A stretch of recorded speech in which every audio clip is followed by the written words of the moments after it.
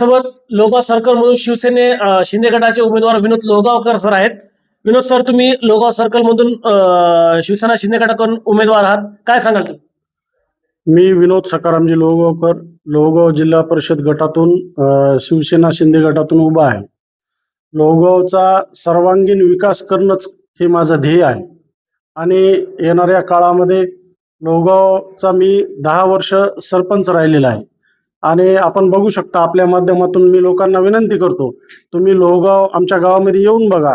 आज विविध हेडच्या माध्यमातून मी प्युअर ब्लॉकची कामं असताल, सी रस्ता असेल, सी नाली असेल, लोकांचे काही शेतकऱ्यांच्या पांधन रस्त्याच्या माध्यमातून शेतकऱ्यांचे पूर्ण रस्ते इथं केलेले आहेत. सर्वात महत्त्वाची गोष्ट म्हणजे लोहगावमध्ये प्राथमिक आरोग्य केंद्र, आरोग्याचा जो मोठा प्रश्न असतो ग्रामीण भागामध्ये, आज आरोग्य केंद्राच्या माध्यमातून, प्राथमिक आरोग्य केंद्राच्या माध्यमातून मी लोहगावच नव्हे तर लोहगावातील पंचक्रोशीतील 10-20 गावाचा आरोग्याचा प्रश्न प्राथमिक आरोग्य केंद्राचं काम पूर्ण करून मी तिथं सोडवण्याचा इथं प्रयत्न केलेला असेल. आत्ताच नुकतंच आम्ही प्रयत्न करून लोहगावमध्ये 33 केवीचं ही काम आपण इथं आणलेलं आहे. हे सर्व मायबाप जनतेच्या आशीर्वादामुळं इथं साध्य झालेलं आहे. मला इथं तुम्हाला सांगायचं. तुम्ही सांगायला तुम्ही लोहगावचे सरपंच आहात, पण लोहगावच्या सर्कलचं सगळे आजूबाजूचे गावं हे ते तुमचा आम्हाला परिचय द्या. तुम्ही कोण आहात, तुमचं बॅकग्राऊंड सांगा, तुम्ही कोणत्या पदावर, तुमचा एक आम्हाला परिचय द्या. मी लोहगाव ग्रामपंचायतचा सद्यस्थितीला सरपंच आहे व परभणी कृषी उत्पन्न बाजार समितीचा संचालक आहे. सरपंच असताना मी विविध कामं केले. तसेच आपल्या शेतकऱ्याची नाळ असणाऱ्या कृषी उत्पन्न बाजार समितीमध्ये काही खताचा तुटवडा झाला, काही खताचं म्हणजे खतं बियाणे जर भेटत नसतील तर लोहगाव सर्कलमधील टोटल लोकांचं काम इथं मी मार्गी लावण्याचा प्रयत्न केलेला आहे आतापर्यंत. विनोद, मी रोखोक बोलणार आहे. तुम्ही ज्या सर्कलमध्ये उभे आहात तो सर्कल परभणीचा सगळ्यात चर्चित सर्कल आहे लोहगाव. तिथं शहरातले प्रस्थापित मोठमोठे लोकांनी निवडणूक लढलेली आहे. तिथली निवडणूक म्हणजे बंदूक, गोळ्या, सगळ्या प्रकारचा पैसा सगळं दिसतो लोहगावमध्ये. तर तुम्ही सगळ्या बाबतीत तुम्ही आहेत का सक्षम? नाही, कोण आहे प्रस्थापित? कोण आहे? मी एक मानणारा माणूस आहे. प्रस्थापित, मोठा, धनदांडगा, जनतेच्या पुढे कोणीच मोठं नसते, एवढं आपण इथं लक्षात ठेवा. लोहगावमध्ये प्रमुख आहे तसेच लोकांची लढत असते. नाही, जनता ठरवणार ना कोण प्रस्थापित आहे, कोण काम करणार आहे. आता ऐन वेळेला काही लोक निवडणुकीच्या रिंगणात उतरलेले आहेत. त्यांनी कधी 10 वर्षात त्या लोहगाव सर्कलमधील गावामध्ये भेटी दिल्या नाहीत. आता पैशाच्या जोरावर ते मतं मागायला लागलेली आहेत. मात्र मी तुम्हाला सांगतो, मी मागच्या 10-15 वर्षापासून लोहगाव सर्कलमध्ये पूर्ण लोकांशी संपर्कात आहे. कोणाच्या लाईटचा प्रश्न असेल किंवा पोल कुठं काही बिघडले, डीपी काही बिघडले, काही असले तरी मला लोक हक्कानं फोन लावतात आणि माझ्याकडून ते काम करून घेतात. म्हणून मला कोण प्रस्थापित उभं आहे, कोण धनदांडगं आहे, मला याचा काही फरक पडणार नाही. तुमच्या विरोधात काँग्रेसकडून अजित वरपुडकर आहेत, भाजपकडून बोनी वरपुडकर आहेत, अजून राष्ट्रवादीकडून काही वाघ आहेत आणि मागच्या वेळेस ज्यांचा पराभव झाला विशाल बुधवत हे उभे आहेत. काय वाटतं, एवढे उमेदवार आहेत मोठे मोठे, तुम्ही टिकताल का त्यासमोर? नाही, तुम्हाला मी या प्रश्नाचं उत्तर पहिल्याच उत्तरामध्ये दिलेलं आहे.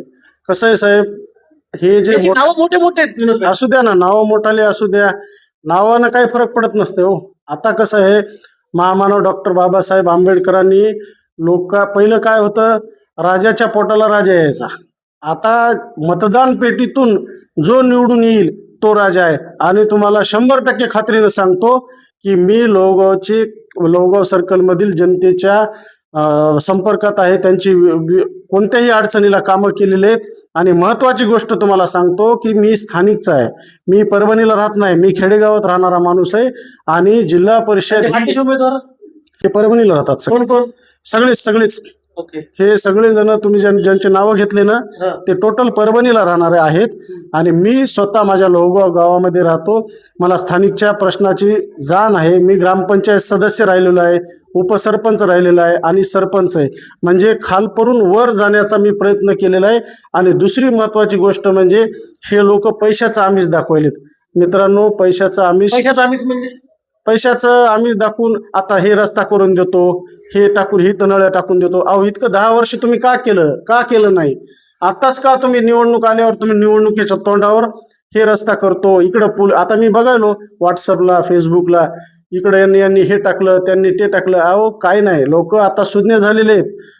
जो माणूस तुमच्या संपर्कात राहील. आता समजा मी खेड्यात राहतो, आमच्या गावाची संख्या 9-10 हजार लोकसंख्या आहे. मला हक्कानं लोक फोन लावतात, भैया तुमची गाडी पाहिजे, आपल्याला परभणीला दवाखान्यात न्यायचे, मला तुम्ही सोबत पाहिजे, मला इथं ब्लड पाहिजे.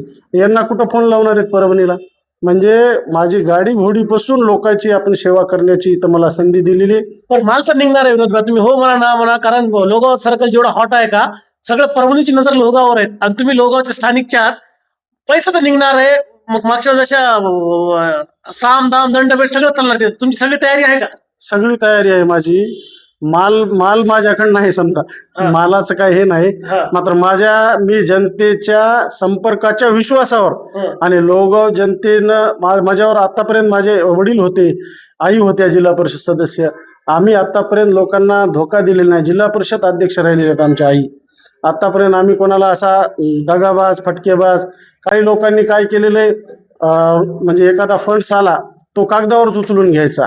आम्ही आतापर्यंत तसं केलेलं नाही. मी कोणाचं नाव घेत नाही. मात्र याच उमेदवारापैकी काही लोक आहेत की त्यांनी कागदोपत्री फंड्स उचलून घेतलेले आहेत, असे लोकांमध्ये चर्चा आहे. लोक ती मला सांगायचे. तुम्ही भूमिपुत्र तिथले धनंजय देशमुख बी जे उभाटाचे होते झाडगावचे स्थानिक नाही, ते परभणीला राहतात ना. झाडगावचे जरी असले ते राहायला परभणीला आहेत. हो, राहायला परभणीला आहेत ते. ओके. त्यांनी जे पैसा ते वाटणार आहेत ना, याने का घाम गाळून पैसा कमवलेला आहे काय?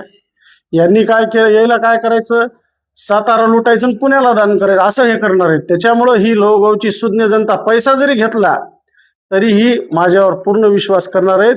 यावेळेस लोगावची जनता भूमिपुत्रालाच मतदान करणार आहे, एवढं तुम्हाला मी या माध्यमातून सांगू इच्छितो. भूमिपुत्र म्हणजे मला कळलं, म्हणजे राजाच्या पोटी राजा जन्मायणार का लोगावचा भूमिपुत्र जन्मायणार? राजाच्या पोटी मागच्या वेळेस पहिलं कसं होतं, राजाच्या पोटी राजा जन्माला यायचा. मात्र आता यावेळेस महामानव डॉक्टर बाबासाहेब आंबेडकरांनी जो मतदानाचा अधिकार दिला, त्यामुळे राजाच्या पोटी आता राजा नाही तर राजाच्या पोटी काम करणारा, म्हणजे लोहगाव सर्कलमध्ये काम करणारा, कष्ट करणारा आणि स्थानिकचाच भूमिपुत्र उदयाला येणार आहे यावेळेस. काय वाटतं तुमची लढत कोणासोबत असणार आहे? भाजप सोबत असणार आहे का काँग्रेस सोबत असणार आहे का उभाटा सोबत आहे का घड्याळा सोबत आहे का अपक्ष विशाल बुधवन जे मागच्या वेळेस कोण थोड्या मताने हरले होते? माझी लढत कोणासोबत नाही.